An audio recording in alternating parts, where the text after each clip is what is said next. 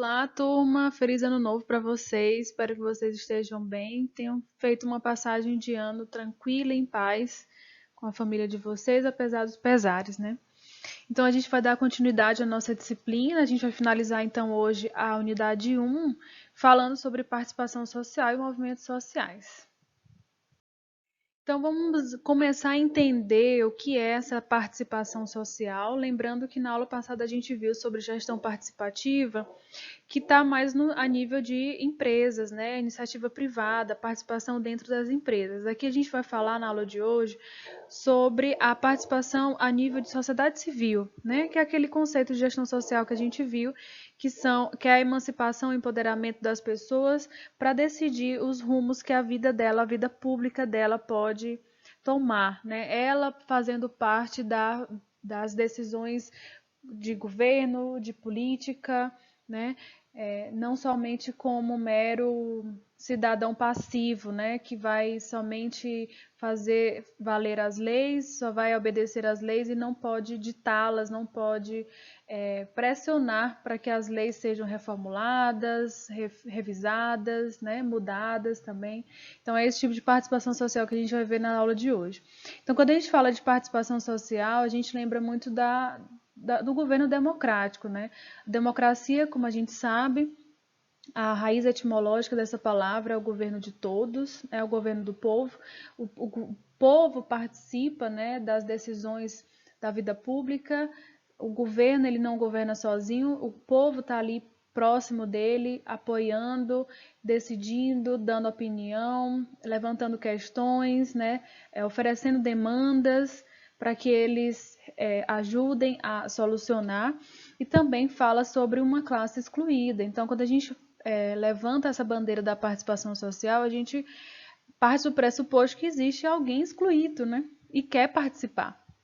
Né? Então, a gente sabe, dentro da administração pública, que é uma disciplina que vocês vão ver nos próximos módulos, que a origem da administração pública geralmente é um governo que manda e um povo que obedece, sendo que esse povo não participa, né, das decisões desse governo.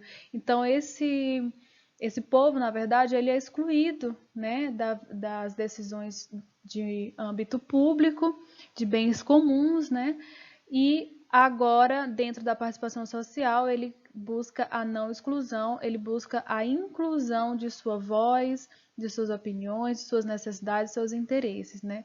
Então, essas pessoas excluídas, elas se organizam, né? São representadas por uma classe, um movimento, uma associação, que vão em busca dos direitos que eles têm de forma comum, né?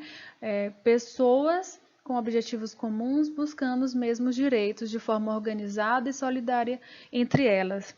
E quando existe essa participação social, esse movimento de participação social, nada mais é do que um ato de cidadania dessas pessoas, como a gente viu nas aulas passadas, é um ato de ação política também, né? É uma forma de exercer a nossa função cidadã e função política através da participação social, exercendo também essa democracia, né?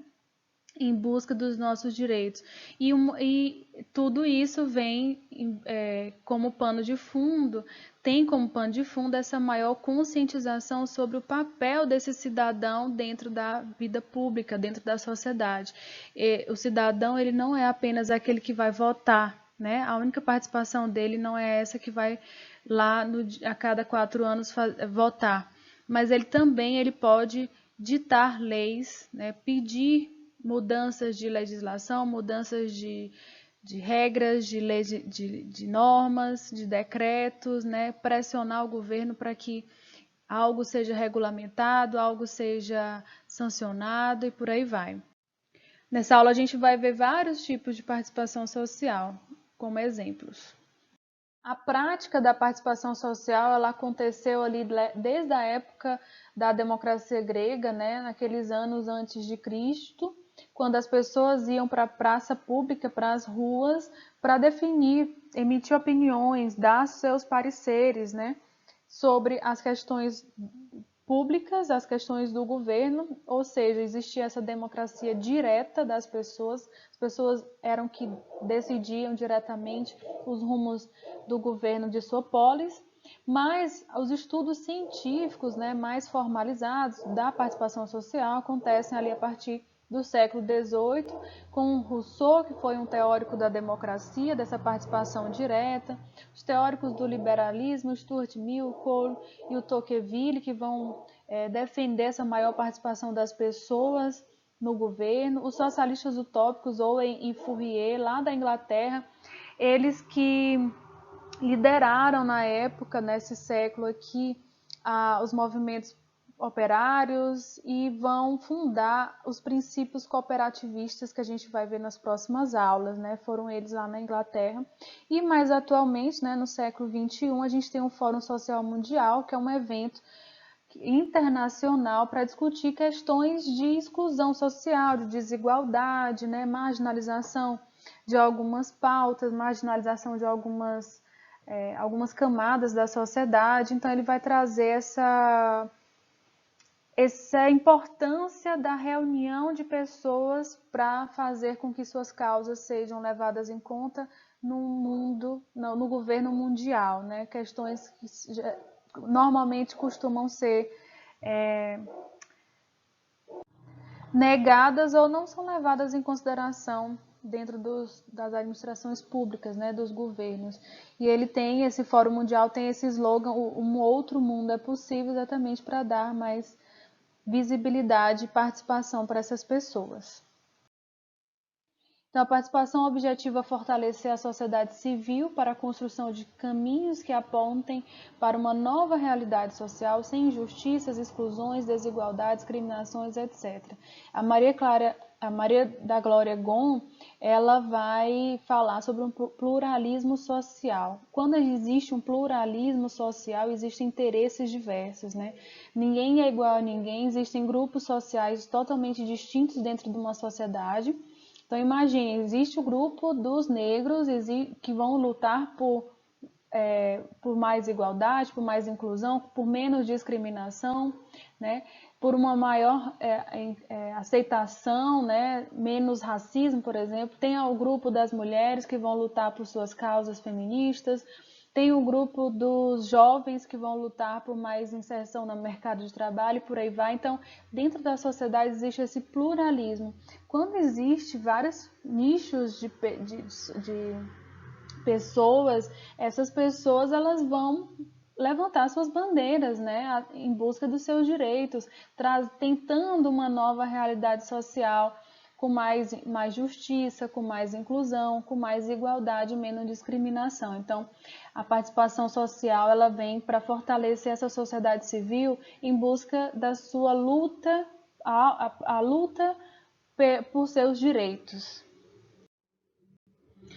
E aí a gente tem uma participação tradicional, né, que eu falei lá no início, a participação tradicional é aquela do voto. A única forma de participar, muita gente acha que é assim, né, a nossa maior participação social é através do voto, mas a gente tem vários novos tipos de participação através da organização em movimentos, em clubes, em associações. A gente vai ver alguns exemplos agora. Dentro dessa nova forma de participação, eu trouxe uma frase do Robert Dahl, que ele vai falar sobre a importância da vida associativa. Então, ele diz que elas são necessárias para o funcionamento dos próprios processos democráticos, para minimizar a coerção governamental, para a liberdade política e para o bem-estar humano.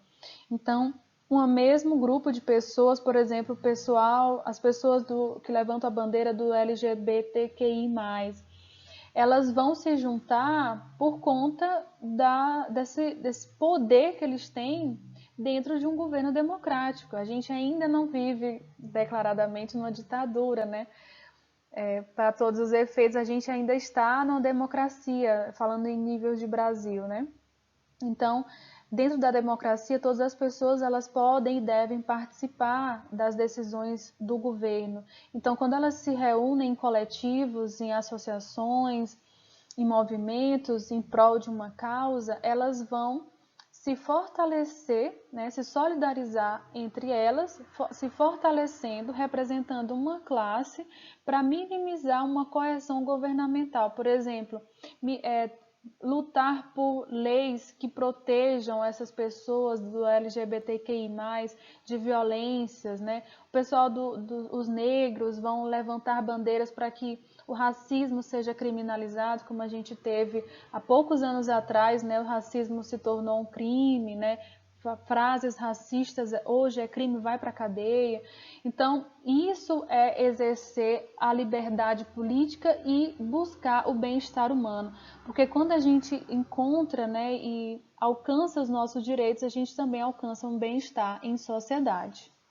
Essa vida em associação, como a gente viu na aula, no slide passado, vai dar origem aos movimentos sociais, que podem ser definidos como uma ação de um conjunto de pessoas que se identificam com códigos, valores, necessidades ou ideias comuns, apresentam um projeto de mudança e mobilizam-se para conferir visibilidade e legitimidade social àquilo pelo que lutam. Então, a gente viu ano passado muito fortemente as manifestações sobre a vida negras importam, as paradas gays, né, as paradas LGBTQI+, que buscam essa visibilidade, né, para os casos recorrentes de homofobia.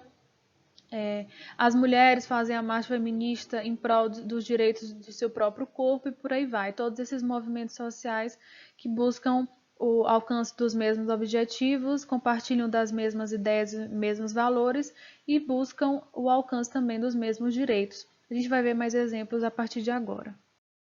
Então, eu trouxe aqui alguns exemplos de movimentos sociais para a gente ilustrar.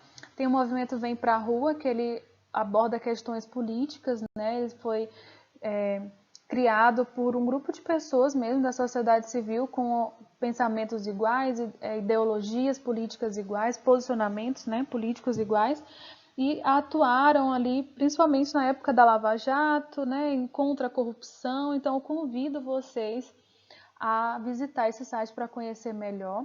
Além de questões políticas, a gente tem questões de gênero, né? O movimento feminista, que ele vai levantar a bandeira a favor da autonomia sobre seu corpo, né? No meu corpo quem manda sou eu. Então tem esse movimento feminista com pautas feministas contra o machismo e todas as problemáticas ali relacionadas. Tem as questões raciais, a gente viu ano passado muito esse movimento, né, de vidas negras importam, Black Lives Matter, que é um movimento mundial, não só brasileiro. E aí eu recomendo muito esse documentário do Amarelo Emicida. Ele fala sobre essa luta racial desde sempre, né, desde a escravidão, na verdade, em favor, né, em prol da redução da discriminação, em redução do racismo, a igualdade de raça, né, que ainda existe muito racismo no Brasil e no mundo inteiro. E tem a União Nacional dos Estudantes, quando vocês estiverem na faculdade, com certeza vocês vão ouvir falar, que vai representar ali os interesses dos estudantes dentro das universidades particulares ou públicas, né? Universidades de nível superior. Então, eles representam os alunos dos cursos superiores. Então, tem várias questões, né, que os movimentos sociais podem abordar. Além delas, tem a última, que são as questões econômicas, que a gente vai ver a partir da próxima unidade, que é a economia solidária, que vai falar sobre forma de produção, de consumo, alternativa criada pela sociedade civil, buscando trabalho, emprego e renda, ou seja, é uma solução criada pela sociedade civil para gerar trabalho, emprego e renda para a sua comunidade. Então, é uma solução social muito forte dentro da gestão social, economia solidária. A gente vai começar a ver a partir da próxima aula. Então, nossa aula de participação social e movimento social termina aqui. Essas foram as referências bibliográficas utilizadas para montar essa aula. Vou deixar como material complementar, caso vocês queiram ler, e a gente se vê na próxima aula.